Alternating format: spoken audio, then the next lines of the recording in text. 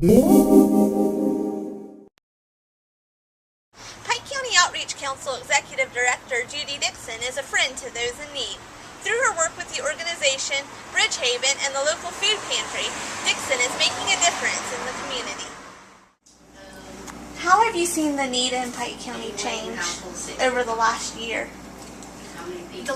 Last year, and actually the last several years, the need has really increased. I believe that's because of the high unemployment in the county. And we've seen more people who would have never come to a food pantry in their life until they got laid off. Dixon says that while the community is very active in donating to the food pantry, shelves are still empty because of the overwhelming need of many local families. I'll say we're having a harder time keeping the shelves stocked, and that's not because of not getting help from the community, because the community is wonderful and everybody's willing to bring in food and help each other, but because there's so many people needing help, the food is going out very quickly, and we're having to purchase more and ask for more and beg for more food from everybody.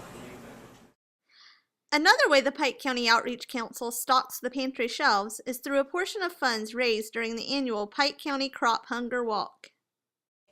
The Crop Walk was something that was started by John Hamlin 27 years ago. It's an international church organization that tries to help people around the world with hunger issues, with water, with teaching people skills so they can get employment. We spoke last week at Waverly High School and at Western High School. Nick Kiger from Church World Service came down and spoke to the students, and he was talking to them about malnutrition and explaining to us that a child who's 5 years old who's malnourished, that his upper arm is that big. I just can't imagine that. I mean, I have 18-month-old granddaughter who's tiny and her arm is bigger than that. So it's really a serious problem, and that's one reason why we walk. You could bring in a can of beans. That would help one of your neighbors. Or just walk. And by walking, you're showing witness to the needs of the world.